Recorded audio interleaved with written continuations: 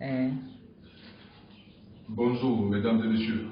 Nous sommes ce matin au dimanche 24 mai 2020.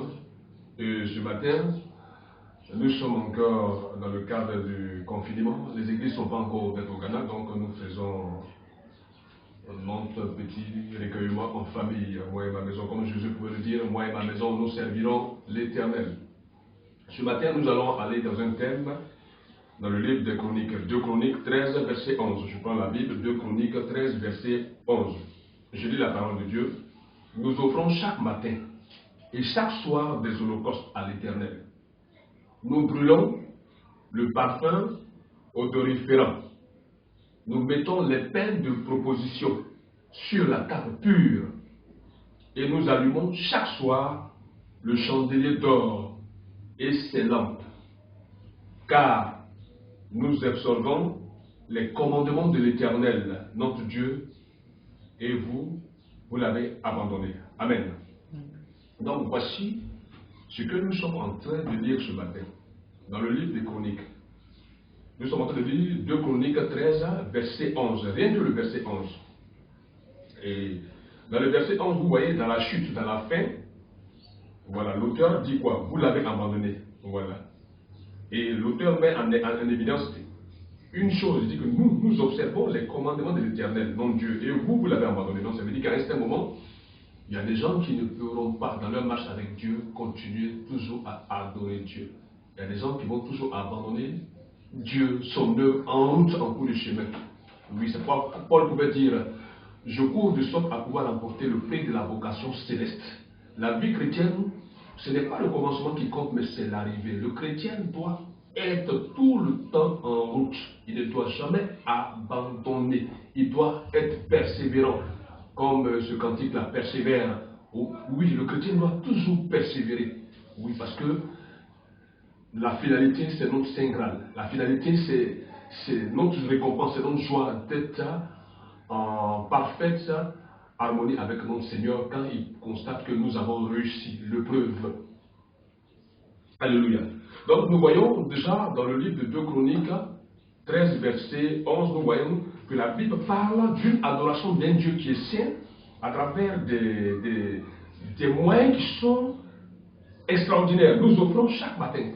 Et le fait de dire chaque matin, ça veut dire quoi? Ça veut dire que Dieu, ce n'est pas une histoire de l'adorer lundi et puis d'arrêter mardi et puis reprendre mercredi. Oui, hier dans l'ancienne alliance, que d'autres appellent peut-être abusivement, peut-être Ancien Testament, oui, Dieu avait ordonné, oui, à ceux qui étaient à sa charge, oui, une adoration permanente. Les gens adoraient Dieu le matin et ils adoraient Dieu le soir. Vous voyez, nous offrons chaque matin et chaque soir des holocaustes. C'est quoi des holocaustes? Dans le livre de Lévitique, Lévitique parle de plusieurs catégories d'holocaustes. Quand c'est du bétail, c'est-à-dire les bœufs, manger d'animaux, etc. Et il y a aussi les sacrifices d'oiseaux. Oui, par exemple, les sacrifices d'oiseaux, vous voyez dans le livre de Lévitique 1, verset 14 à 17. Et voilà. Donc, vous vous rendez compte que l'Holocauste, comme son nom l'indique, est un sacrifice qui part entièrement en fumée ou en feu. L'Holocauste est totalement détruit par le feu. Ça veut dire que quand tu offres une offrande à Dieu qui a un caractère d'Holocauste, sois sûr que tu ne vas plus jamais reprendre. Tu n'auras plus la capacité de pouvoir reprendre cette offrande. Donc, quand la Bible nous dit dans le livre de 2 Chroniques 13, verset 11, nous offrons chaque matin, chaque soir, des holocaustes à l'Éternel. Donc, vous imaginez, vous voyez, il y a cette catégorie d'offrandes. Offrir le matin, quand on se réveille, et le soir, avant d'aller se coucher, des holocaustes à Dieu, c'est-à-dire des sacrifices qui ont une valeur extrême. Les holocaustes qu'on offre à Dieu, ce n'est pas... Oui, Dieu aime les offrandes. C'est parce que Dieu aime les offrandes qu'il a institué un peu qu'on appelait hier des sacrificateurs.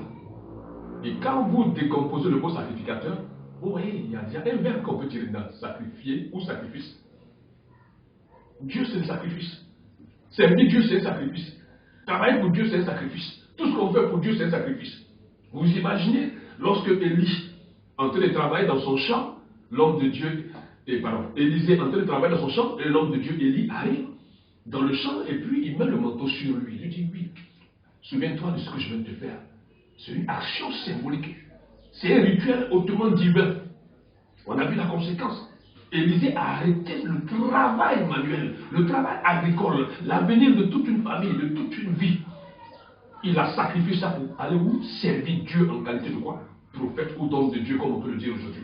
Donc servir Dieu, ce n'est pas de l'amusement. Par moments, les gens ont cette propension peut-être à se moquer de tout ce qui sert Dieu. Oui, mais c'est terrible, on ne se moque pas.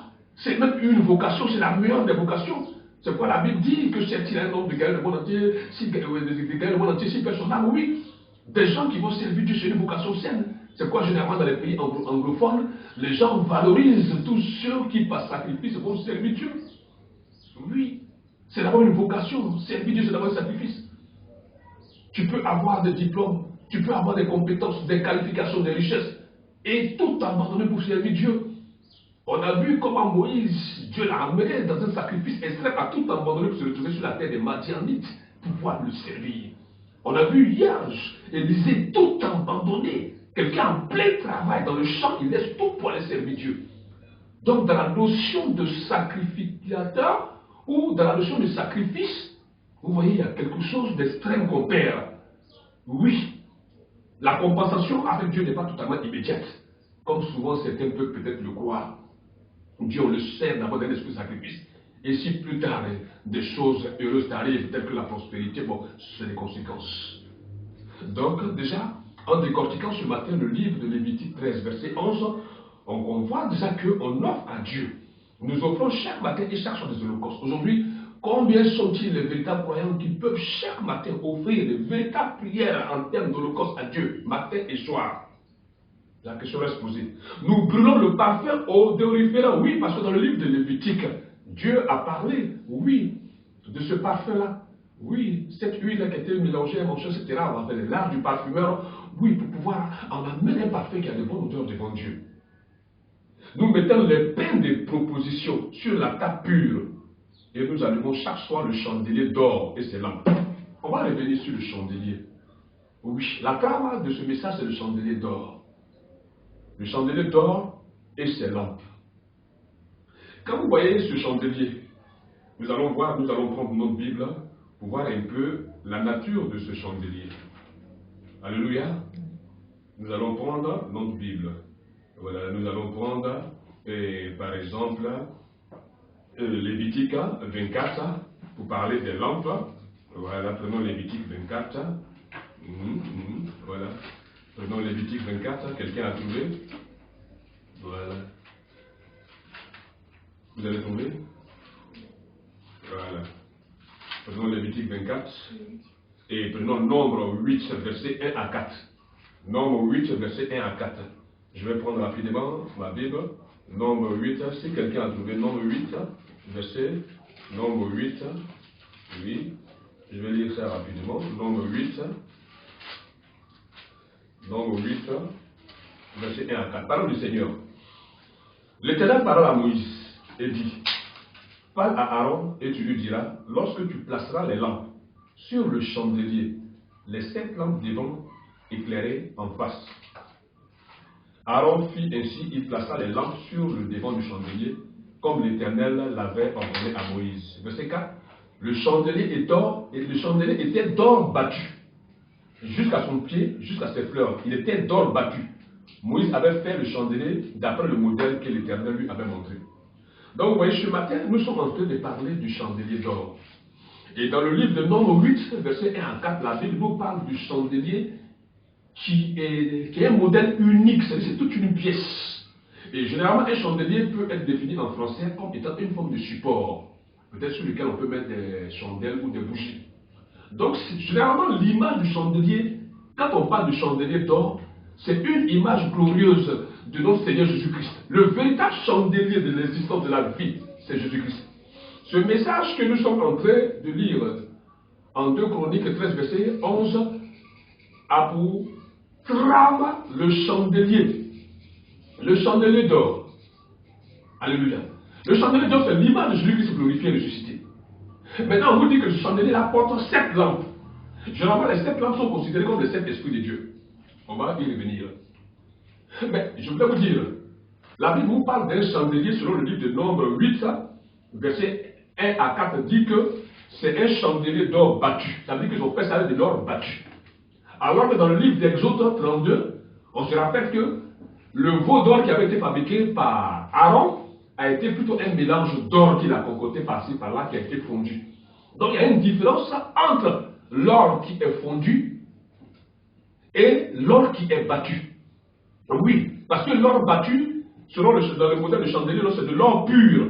Et quand on vous dit ici dans le livre de Nombre 8 que le chandelier était d'or battu, on vous montre déjà la nature de ce chandelier-là qu'on compare au Seigneur Jésus-Christ glorifié et ressuscité. D'abord, on voit déjà que l'or battu nous rappelle un peu comment notre Seigneur Jésus-Christ a été battu, a été éprouvé. Généralement, l'or, pour retrouver toute sa quintessence, passe par le feu. Le Seigneur Jésus-Christ n'a pas été appelé le Seigneur de Seigneur comme ça. On ne l'a pas enlevé comme ça du néant pour pouvoir l'imposer à toute la création.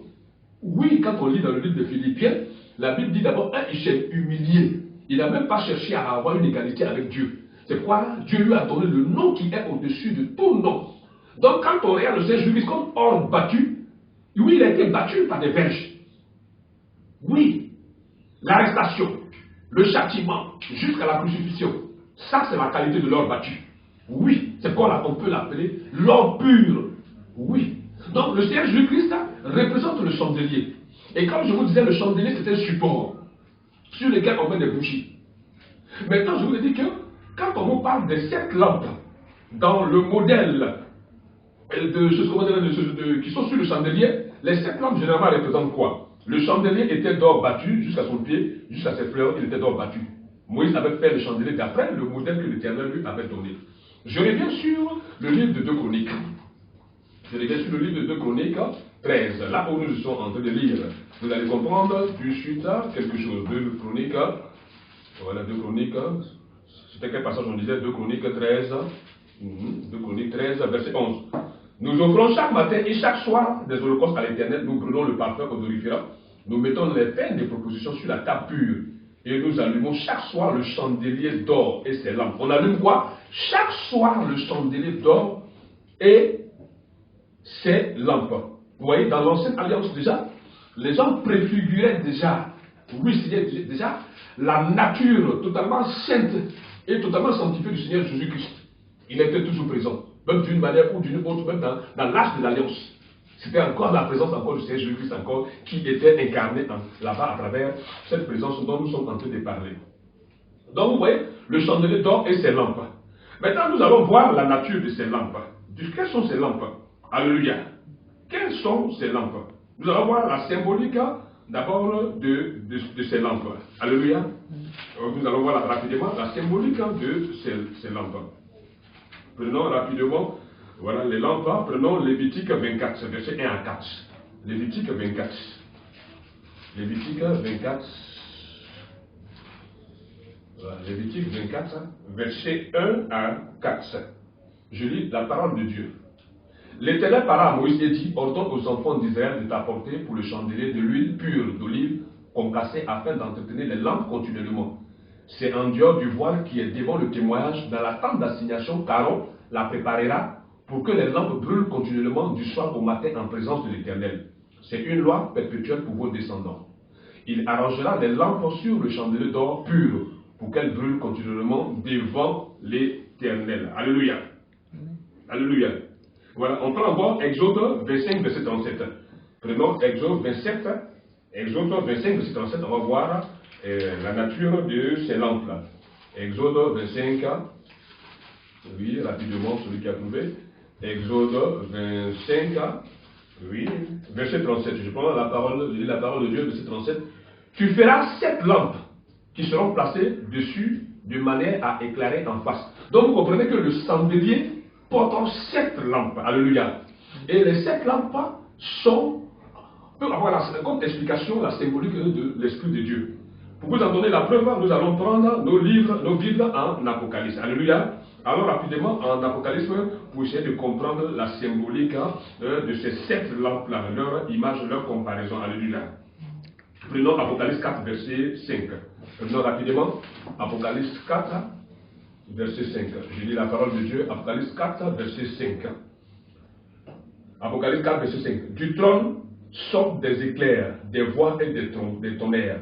Devant le trône brûlent 7 lampes ardentes qui sont les 7 esprits de Dieu. Donc vous voyez, déjà l'image de ce chandelier d'or pur nous ramène, comme je vous l'ai dit, le chandelier c'est une pièce unique. De la même manière, la tunique que le Seigneur Jésus-Christ portait, tout le temps était d'une pièce unique. La Bible nous dit que la tunique, le boubou que le Seigneur Jésus-Christ portait était d'une pièce unique. On n'a pas vu de traces de tailleur à gauche et à droite. Et quand on nous ramène ce chandelier d'or-là, la Bible dit qu'il a été conçu d'or battu. Une pièce unique, il n'y a pas de mélange. Et il porte 7 lampes. Et les 7 lampes-là sont une symbolique spirituelle totalement définie en Apocalypse. Oui, c'est juste pour montrer Jésus-Christ comme étant le chandelier pur. Parce que l'or, la Bible nous parle de la Nouvelle Jérusalem, on a parlé de Dieu.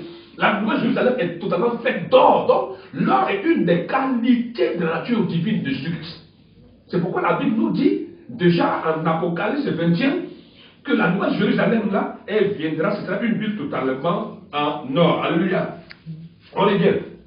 Donc vous voyez, autour du trône, du trône sortent des éclairs, des voix et des tonnerres. Devant le trône brûlent 7 lampes ardentes qui sont les 7 esprits de Dieu. Donc on comprend que le chandelier qui porte les 7 lampes-là, selon le modèle que Dieu a donné à Moïse sur la montagne et qui devait être reconstitué. Ce chandelier est d'abord une des images des choses hautement spirituelles et célestes à venir. Oui, le chandelier c'est l'image de Jésus-Christ ressuscité et glorifié. Maintenant les 7 lampes-là sont les 7 esprits. Oui. Et on va voir plus tard la nature de l'huile qui entre aussi sur ce qu'on va dans cette lampe. Donc déjà, en Apocalypse 4, verset 5, vous voyez déjà que les 7 lampes-là, c'est le symbole des 7 esprits de Dieu. Alléluia. On va reprendre un autre passage d'Apocalypse, Apocalypse 1, verset 4. Prenons rapidement Apocalypse 1, verset 4. Jean aux 7 églises qui sont en Asie, que la grâce et la paix vous soient données de la part de celui qui est, qui était et qui vient, et de la part des 7 esprits qui sont devant son trône. Donc ça veut dire quoi? Devant le trône de Dieu, il y a 7 esprits. D'abord le chiffre 7, d'abord c'est le signe de la plénitude de Dieu. Parce que la Bible dit dans le livre de Genèse 2 que Dieu, il a travaillé et il s'est reposé le 7e jour. Donc 7 d'abord c'est un signe hautement divin. C'est un signe d'abord, jusqu'au moins 13, de la nature même de notre Dieu. Et les 7 esprits qui sont devant Dieu, ce sont les 7 esprits-là qui sont représentés comme les 7 lampes que portant ce chandelier. Rappelez-vous dans le livre de Jean 15. En Jean 15, le Seigneur Jésus va nous donner une parole très intéressante. Jean 15, verset 1. Rappelons-nous rapidement, Jean 15, verset 1. Le Seigneur dira une parole qui est très merveilleuse, dont le sens va progressivement prendre des sens avec notre étude. Il a dit quoi? En Jean 15, verset 5, il a dit quoi? Jean 15, verset 5, il a dit, je suis le sept.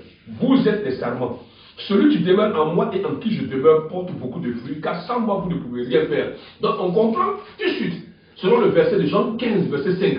Et quand on revient à ce chandelier qui porte les 7 esprits, on comprend que si Jésus-Christ est vraiment le chandelier, et que les 7 esprits, les 7 lampes-là sont les 7 esprits de Dieu, c'est juste pour dire que sans le Seigneur Jésus-Christ, le Saint-Esprit ne peut rien faire. Sans le Seigneur Jésus-Christ, les 7 esprits, les 7 lampes-là ne peuvent pas travailler. Oui, lui-même il a dit, quand il parlait du consolateur, voilà, il dit l'esprit de vérité. Quand le consolateur viendra, je vous enverrai de la part du Père, l'esprit de vérité qui viendra du Père, il rendra témoignage de moi. Oui, voilà. Il rendra témoignage de moi. Le Saint-Esprit, oui. Et Jean-Baptiste, qu'est-ce qu'il disait? Il dit, moi je vous baptise, mais celui qui vient après moi est plus puissant que moi, il vous baptisera du Saint-Esprit et du feu. Oui, c'est Jésus-Christ qui tient le Saint-Esprit. C'est ce que la Bible nous montre à travers l'image du chandelier. Jésus-Christ tient le Saint-Esprit. Les 7 esprits de Dieu là, ils ont un maître, c'est Jésus-Christ. Oui, c'est pourquoi il est le chandelier. Et les 7 esprits là sont considérés comme les lampes. Généralement, le chandelier c'est un support. Et maintenant, les lampes là, c'est elles maintenant sont l'esprit de Dieu. C'est elles qui éclairent. Ce n'est pas le chandelier qui éclaire, parce que le chandelier c'est le support. C'est pourquoi il pourrait dire dans le livre de Jean 5 que je suis le sceptre. Et vous êtes les sarments. Donc lui, il est le tronc. Sans lui, en tant que Jésus-Christ le sceptre, tous les chrétiens du monde entier ne peuvent rien.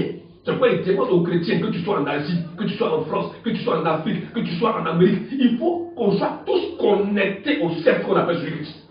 Et quand on est connecté au sceptre de Jésus-Christ, sans ce moment, on peut être efficace dans notre mission. Et c'est aussi la même chose pour le Saint-Esprit. Le Saint-Esprit est incarné à travers les 7 lampes qui sont sur le chandelier qui représente la nature glorifiée du Seigneur Jésus-Christ. C'est Jésus-Christ qui est le support, c'est lui qui est le chandelier d'or pur. Et maintenant, le Saint-Esprit incarne maintenant les 7 lampes. Et c'est les 7 lampes qui éclairent. C'est les 7 lampes qu'une nature ne peut pas éclairer. C'est pourquoi, dans la parabole des 10 vierges, on va voir, on va revenir rapidement dessus, dans la parabole des 10 vierges en Matthieu 25, versets 1 à 13, on va repartir rapidement dessus, dans la parabole des 10 vierges, vous allez voir, il y a quelque chose d'extraordinaire qui va sortir en Matthieu 25, dans la parabole des 10 vierges. Matthieu 25, versets 1 à 13. Je vais lire la parole. Alors le royaume des cieux sera semblable aux 10 vierges qui, ayant pris leur lampe, vous voyez, on parle des lampes, allèrent à la rencontre de l'époux. 5 d'entre elles étaient folles et 5 sages. Les folles, en prenant leur lampe, ne prirent point d'huile avec elles. Mais les sages prirent avec leur lampe de l'huile dans des vases. Comme l'époux tardait, toutes s'assoupirent et s'endormirent. Au milieu de la nuit, on cria, voici l'époux, allez à sa rencontre. Alors, toutes ces vierges se réveillèrent et préparèrent leurs lampes. Les folles dirent aux sages, donnez-nous de votre huile, car nos lampes s'éteignent. Les sages répondirent, non, il n'en aurait pas assez pour nous et pour vous. Allez plutôt chez ceux qui en vendent et achetez-en pour vous. Pendant qu'elles allaient en acheter, le coup arriva.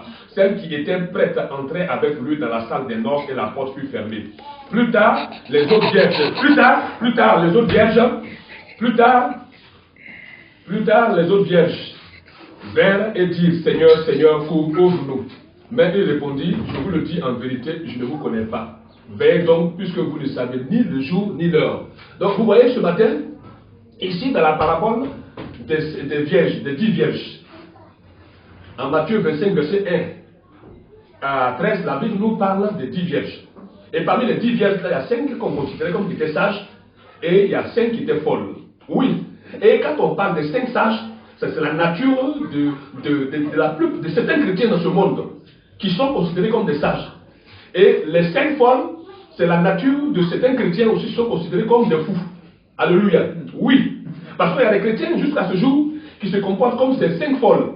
C'est-à-dire qu'elles ont leur lampe. Mais la lampe en elle-même a besoin de quoi? D'un élément très important qu'on appelle l'huile. Donc l'huile est ce qui est la présence de l'esprit qui fait marcher peut-être la lampe. Donc imaginez-vous que les 5, il faut les faire partir du haut. Imagine-toi que les 5 sages, parmi ces 5 vierges-là, elles ont eu non seulement avec elles leur lampe en permanence, mais elles avaient, dans leur lampe, elles avaient quoi? Elles avaient de l'huile. Alors que les 5 folles, non seulement parce qu'elles avaient la lampe, mais la lampe, il ne suffit pas d'avoir la lampe. Il faut avoir l'huile dans la lampe qui est la présence du Saint-Esprit. Quand nous voyons le psaume 133 qui parle là, oui, comme l'huile précieuse qui descend sur la tête d'Aaron. Oui, l'huile en a besoin, c'est un des symboles du Saint-Esprit.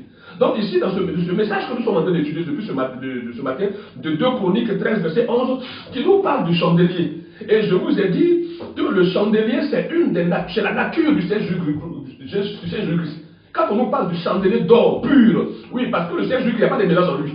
C'est pourquoi la Bible nous parle de la Nouvelle Jérusalem qui est une ville en or. L'or est une des qualités du Seigneur Jésus-Christ. L'or pur, je ne parle pas de l'or bizarre, le véritable or, l'or battu. Parce qu'il y a l'or qui est fondu, comme le veau d'or. Là, c'est un mélange, on prend plus, on fait fondre. Ce n'est pas la même qualité que l'or qu'on bat. L'or battu, le Seigneur a été battu. Et la Bible nous lit dans le livre de Philippiens que c'est parce qu'il est l'or pur, qu'il a été battu, que Dieu l'a élevé, lui a donné le nom qui est au-dessus de tout nom. Oui. Donc, le Seigneur Jésus-Christ, sa gloire, ce n'est pas une gloire surfaite, c'est une gloire qui l'a arrachée. Comme Paul pouvait le dire, je cours de sorte de pouvoir à remporter le prix de la vocation céleste. Le chrétien court, est un athlète, tu cours en permanence pour pouvoir remporter le salut. Parce que le salut, dans la marche chrétienne, ce n'est pas un salut temporaire ou limité. Pour dire que je vais vaincre aujourd'hui, puis demain je chute et puis après je ne vais pas. Non. Le chrétien doit courir vers un but pour pouvoir toujours s'approcher de la récompense. Oui, la récompense elle est céleste. C'est pourquoi Paul pouvait le dire, je cours de sorte à pouvoir remporter le prix de la vocation céleste. Donc vous comprenez dans l'image du Seigneur Jésus-Christ qui est considéré dans le livre de 2 Chroniques 13, verset 11 comme le chandelier.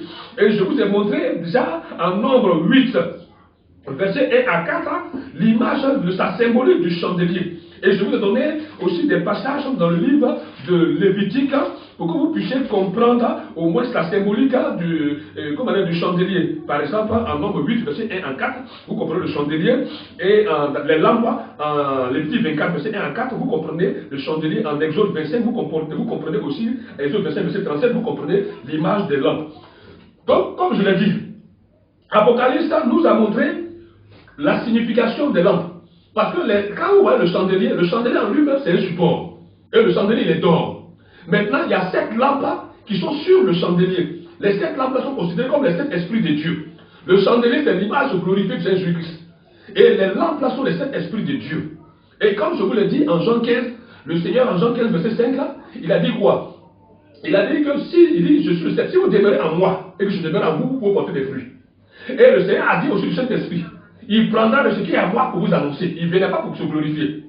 Et quand vous lisez ce passage de Jean 15, verset 5, on comprend tout de suite la force du Seigneur Jésus-Christ. En Jean 15, verset 5, il dit, je suis le cep, vous êtes les sarments. Celui qui demeure en moi et en qui je demeure porte beaucoup de fruits. Car sans moi, vous ne pouvez rien faire. Donc si le Seigneur Jésus-Christ est considéré comme le chandelier, et que le Saint-Esprit est considéré comme les 7 lampes, parce que je vous ai dit que quand on prend Apocalypse 1, verset 4, il dit quoi? Jean aux 7 églises qui sont en Asie, que la grâce et la paix vous soient données de la part de celui qui est, qui était et qui vient, et de la part des 7 esprits qui sont devant son trône. Ça veut dire devant le trône de Dieu, il y a 7 esprits. Devant le trône de Dieu, il y a 7 esprits. Oui. Alors que dans l'image du chandelier, on vous dit que le chandelier c'est Jésus-Christ. Et les 7 esprits, c'est les lampes qui éclairent, oui, la divinité du Seigneur.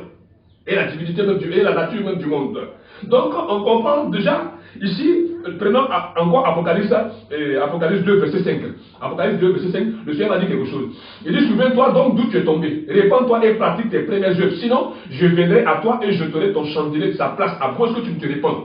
Donc, ça veut dire quoi? D'abord, le chandelier, d'abord, c'est la nature du Seigneur Jésus-Christ, c'est ça le dehors. Mais chacun de nous a aussi un chandelier.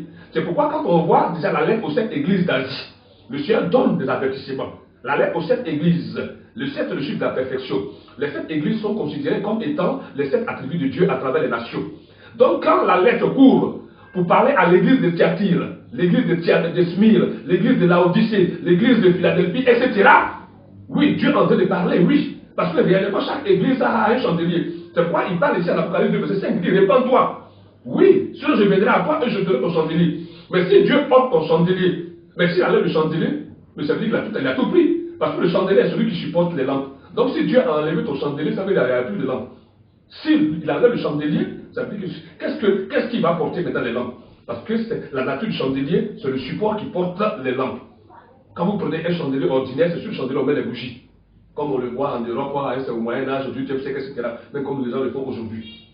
Donc le Christ est le support véritable de la vie chrétienne. Le Saint-Esprit a besoin de Jésus-Christ.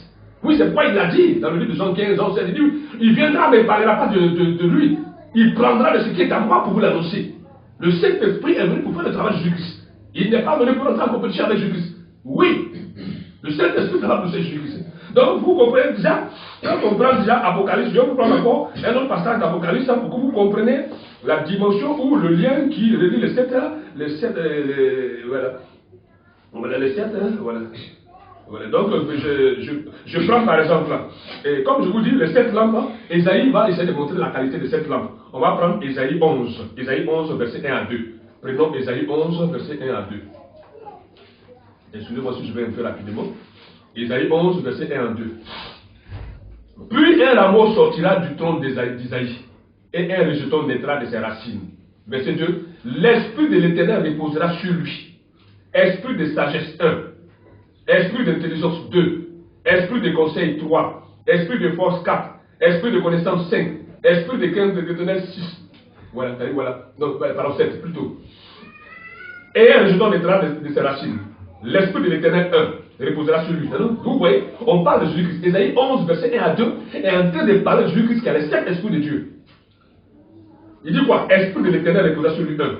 Esprit de sagesse 2. Esprit d'intelligence 3, esprit de conseil 4, esprit de force 5, esprit de connaissance 6 et esprit de crainte de l'éternel 7. Jésus-Christ a les 7 esprits de Dieu avec lui. Alléluia. C'est les 7 qualités de Dieu qui sont avec lui. Vous imaginez, Jésus-Christ pouvait dire par exemple en Jean 8, verset 12, il dit je suis la lumière du monde. Mais il n'a pas menti quand il dit qu'il est la lumière du monde. Parce que s'il est le chandelier, il est la véritable, l'unique lampe. Et pardon, l'unique chandelier qui porte les lampes qui éclairent l'humanité. Il n'y en a pas deux. Jésus-Christ est le seul. Oui, c'est le seul qui éclaire réellement dans le spirituel comme dans le physique la terre. Il est le seul chandelier. C'est pourquoi en Jean 8, verset 12, il dit je suis la lumière. Et on se rappelle en Matthieu 5, verset 14 à 15, il disait quoi? Verset 14 à 16, il dit quoi? Il dit quoi? Vous êtes la lumière du monde, oui. Oui. Mais pourquoi il peut nous dire? Il ne nous dit pas peut-être, il nous affirme, il dit que vous êtes la lumière du monde. Pourquoi le Seigneur Jésus-Christ peut nous dire que nous sommes la lumière du monde? Oui, parce qu'il a dit en Jean 15, verset 5, il dit quelque chose. Il dit je suis le cep et vous êtes les sarments. Si vous demeurez à moi, vous allez briller. Si vous demeurez à moi, vous êtes la lumière du monde. Donc quand il nous dit ça, il ne parle pas à n'importe qui. Il parle aux chrétiens, il parle à ceux qui l'ont accepté, à ceux qui ont cru en lui. Vous êtes la lumière du monde. Voilà. C'est pourquoi il dit qu'on n'allume pas une lampe pour la mettre sur le boisseau. Oui, on a une lampe est faite pour être éclairée, pour éclairer les autres. Vous êtes la lumière du monde. Il nous l'affirme. Pourquoi? Parce que lui-même, il est le chandelier. Et en Jean 15, il nous parle, oui, de cette ramification, de ce tronc unique qui est aussi l'image du chandelier. Et nous qui sommes les branches, nous sommes connectés au Seigneur Jésus-Christ. Et tant qu'on est connecté à lui, on éclaire, on brillera. C'est ce qu'il dit en Matthieu 5, verset 14 à 16. Il dit, vous êtes la lumière du monde. Oui, parce que lui, il est celui qui porte, il est le chandelier qui porte les lumières. Il est le chandelier qui porte les lampes. Donc quand il nous déclare que vous êtes la lumière du monde, c'est parce qu'il sait qu'on est branché à lui. C'est parce qu'il sait que c'est lui qui nous porte. Alléluia, oui. Si le Christ vous éclaire, qui va vous amener encore dans les ténèbres? À moins que vous-même vous choisissez d'emprunter des ténèbres ou bien de prendre des ténèbres comme peut-être éclairage. Alléluia. Voilà. Alléluia. Voilà. Que le Seigneur soit béni. Donc, on continue toujours. Et je vous ai dit que, réellement, l'œuvre du Seigneur Jésus-Christ a besoin d'être comprise. Tout à l'heure, on a parlé de ces 7 vierges. On a parlé des 10 vierges qui avaient besoin, qui sont allées chercher. Elles sont allées chercher quoi? Les 5 vierges sont allées chercher de l'huile. Je reviens sur la symbolique de cette huile. Oui, parce que l'huile est précieuse. Hier, dans l'Arche de l'Alliance, on avait besoin de l'huile. Parce que quand vous prenez 2 Chroniques 13, verset 11, le Seigneur demande à ce qu'on allume la maison de Dieu. Hier, les sacrificateurs, Dieu, on sait qu'ils servaient Dieu hier. Et puis aujourd'hui, la nouvelle génération, mais on n'est pas pareil. Parce que hier, quand on te parle des gens qui servent Dieu, mais c'est un sacerdoce royal. Les gens servent Dieu 24 heures sur 24 heures. Nous offrons, je lis 2 Chroniques 13, verset 11, nous offrons chaque matin et chaque soir des holocaustes. Vous voyez? Des gens qui travaillent pour Dieu, ils offrent chaque matin et chaque soir des holocaustes. C'est pas comme aujourd'hui, l'équivalent des sacrificateurs hier aujourd'hui qu'on appelle peut-être pasteur, prophète, évangéliste, bishop, avec tout ce que vous voulez. Mais il y a ces sacrificateurs, il y a ces lévites. C'est une tribu consacrée, mise à part. Ils avaient la crainte de Dieu. Et ils travaillaient 24 heures sur 24 heures parce qu'aller offrir des holocaustes matin et encore le soir, si tu as raté un seul jour, tu vas comprendre réellement qui est Dieu. Ce n'est pas de l'amusement. Donc, ce n'est pas une obligation, mais c'était leur vocation.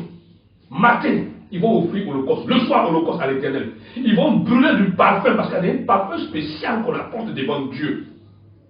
Et ils vont mettre dans les peines des propositions sur la table pure. Et ils vont allumer, nous allumons chaque soir le chandelier d'or. Et ses lampes. Donc, vous voyez, le chandelier d'or lié dans la lance, dans l'Arche d'Alliance. Ou bien dans l'ancienne alliance que Dieu a préétabli avec Moïse, que les gens appellent l'Ancien Testament, l'adoration de celui qu'on appelle Jésus-Christ est énorme. Chaque soir, les gens vont faire quoi? Chaque soir, ça me fait... Non, c'est terrible. Et nous allumons chaque soir le chandelier. Et chaque soir, ceux qui étaient les gardiens du temple, ceux qui étaient le peuple choisi par Dieu, ils vont rentrer là, dans ce lieu saint-là, ils vont allumer les lampes qui sont sur le chandelier. Parce que il ne faut jamais que le chandelier reste dans le noir. Il ne faudrait jamais que les lampes que porte le chandelier d'or soient dans le noir. Il ne faudrait jamais que ça... Il ne faut pas que ce soit... On oublie d'allumer un seul jour. Alléluia. Voilà. Donc nous allumons chaque soir, quand vous lisez 2 Chroniques 13, verset 11. Chaque soir. C'est une obligation. C'est comme aujourd'hui, c'est une obligation. Quand dans le livre de Josué, Dieu dit à Josué que ce livre de la loi ne se doit point de toi. Ou bien Dieu nous parle à travers son serviteur. Que ce livre, aujourd'hui, nous les chrétiens, on n'a pas cette vocation de la sacrificature. C'est pas quand j'entends des gens qui se font appeler sacrificateurs, je ris. Ne jouez pas avec les mots. On est des pasteurs, on est des prophètes, on est des évangélistes, on est des apôtres, on est tout ce que vous voulez. Mais on n'est pas les sacrificateurs. Parce que dans la notion de sacrificateur ou de la sacrificature, le lien est trop fort. On ne peut pas jouer, non. La moindre erreur peut être fatale. On a vu comme Nadab et Abihu ont été tués. On a vu comme Jephthé et Phinéas ont été tués. Dans cette histoire du rituel sacré de la sacrificature. Et je vous ai dit que même la descendance d'Abraham s'est retrouvée pendant 400 ans en Égypte à cause des sacrifices ratés. Oui. Oui, Dieu ne sait pas d'amusement. Il y a le sacrifice qui se fait avec du bétail, c'est-à-dire les animaux, les chiens, les bœufs, tous les bœufs que vous pouvez imaginer. Et puis il y a le sacrifice qui se fait avec les oiseaux. Quand vous voyez Lévitique 1, verset 14 à 17, la Bible dit, si son sacrifice était un oiseau, il y a l'art de pouvoir dépouiller l'oiseau de ses ailes, de tout et tout. Abraham n'a pas réussi. Conséquence, Dieu a amené sa descendance 400 ans en Égypte. Non, pardonnez, soyons sérieux, respectons Dieu et l'œuvre de Dieu. Même aujourd'hui, le petit titre qu'on a, selon Éphésiens 4, 11, etc., en tant que pasteur, apôtre, évangéliste, on doit respecter Dieu. Dieu c'est le respect. On sert Dieu dans le respect, dans la crainte. On a vu tout à l'heure Ésaïe 11, verset 1 à 2, nous montre les 7 qualités qui sont en Jésus-Christ. D'abord, l'esprit de l'éternel. 2, l'esprit de sagesse. L'esprit d'intelligence, l'esprit de conseil, l'esprit de force, l'esprit de connaissance et l'esprit de crainte. Oui, on a besoin en tant que même serviteur, en tant que chrétien, d'avoir l'esprit de la crainte. C'est ce que le psaume nous dit. La crainte de l'éternel est le commencement de la science. Oui, il faut avoir la crainte de Dieu.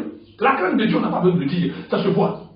Parce que quand tu as vraiment la crainte de Dieu, il y a des paroles que tu ne peux pas faire sur ta bouche. Comme par moment, des gens qui spéculent. Sur ces Facebook, vous voyez souvent des gens qui parlent. Non, la dîme de Dieu. Non, je ne veux même pas révéler ce matin parce que j'ai pris le temps de prêcher sur la dîme. J'ai eu à le dire dans les 10 minutes, venez à Dieu. Je n'ai pas vu quelqu'un qui est venu sur ma page pour venir contredire. Comme souvent les gens aiment contredire, oui. J'aime pas les débats inutiles, comme Dieu pouvait dire à Paul ne rentrez pas, ou Paul pouvait dire ne rentrez pas dans les débats vains. L'œuvre de Dieu, c'est de lancer, d'enseigner. Amener le peuple de Dieu à faire ce qui est bon. Mais quand des gens viennent pour combattre, ne faites pas ça, ne faites pas ça. Bon, et quand ils ne font pas, vous ne pouvez plus qu'ils fassent, mais qu'est-ce que vous voulez qu'ils fassent pour Dieu? Dieu, c'est sacrifice. Oui, il n'a jamais rien arrêté. Et je le dis encore ce matin, la rencontre entre Abraham et puis Melchizedek. Melchizedek, il est éternel, il est immortel. C'est lui qui était le roi des Alem ou le roi de Shalom. Quand les musulmans disent ça, salam alaikum, c'est à partir de Jérusalem et Shalom, etc. Melchizedek, c'est le roi de Jérusalem. Et dans le livre d'Hébreu, quand tu le vois, sa nature, c'est Christ. Christ a régné sur la terre. Christ, celui qui était sur la terre, dans le roi de Jérusalem. Cet homme qui n'a ni père ni mère, c'est lui, Jésus-Christ, est là. Abraham est venu donner la dîme. Abraham, il est mortel. Il ne s'est pas donné sa dîme à quelqu'un qui est immortel. Ça veut dire quoi? À travers cette action, il a la dîme éternelle. Parce que celui qui accepte la dîme, il vit à jamais. Ce qui veut dire qu'on va continuer à recevoir la dîme. Mais quand vous voyez au lieu des gens qui attaquent, amener le peuple de Dieu dans la distribution, dans la révolte, mais ça n'a pas de sens. Comprenons. Dans la parabole de Matthieu 25, verset 1 à 13, les 5 sages, elles avaient, partout où elles vont, elles ont d'abord leur lampe. C'est d'abord le symbole de leur corps sanctifié du Saint-Esprit.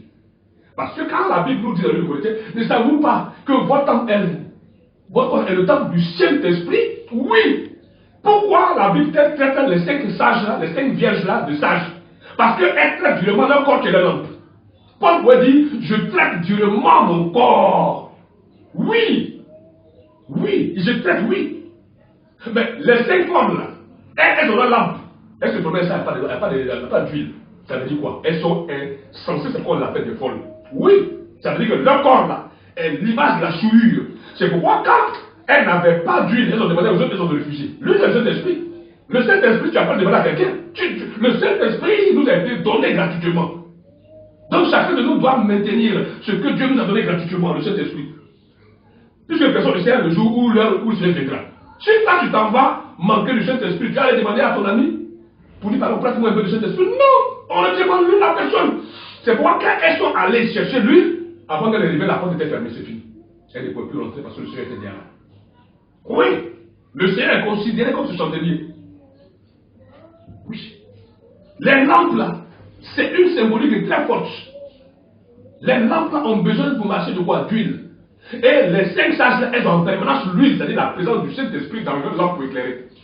Elles ont ça en permanence. C'est quoi la Bible les appelle dans le livre de Matthieu 5, verset 1 à 13, les 5 vierges sages. Et les autres là, les 5 folles, elles sont la caractéristique des chrétiens mondains. Des chrétiens qui ne sont jamais prêts. Des chrétiens qui toujours tout suprême. Oui, des chrétiens qui marchent. Mais arrêtez, vous les voyez, c'est comme des coffres ou des tonneaux vides. Oui, vous les voyez, vous voyez la lampe n'a pas d'huile. La lampe n'a jamais le Saint-Esprit. Alors le véritable chrétien, c'est celui qui est tributaire, celui qui est toujours accompagné en permanence par le Saint-Esprit, celui dont la lampe a toujours de l'huile. L'huile est le symbole du Saint-Esprit. L'huile est le symbole du Saint-Esprit. Alléluia. Et je vous ai dit tout à l'heure, je donnais toutes les démonstrations bibliques qui nous montrent que les 7 lampes là, c'est le symbole de cet esprit de Dieu. Oui. Le Seigneur est le chandelier. Dans la parabole de Jean 15, ou bien pardon, dans le livre de Jean 15, le Seigneur a dit je suis le sceptre. Il nous parle de beaucoup de choses. Dans le verset 5, oui, il dit si vous demeurez en moi, et que je vous demeurez en moi, que je demeure en vous, vous allez porter beaucoup de fruits. Oui. Tous les chrétiens qui sont vraiment attachés au Seigneur Jésus-Christ, on les voit par la nature des actions qu'ils posent. Mais ceux qui ne demeurent pas en lui sont comme les 5 vierges folles. Oui. Alléluia. Que le Seigneur vous bénisse. Oui. Merci. Amen.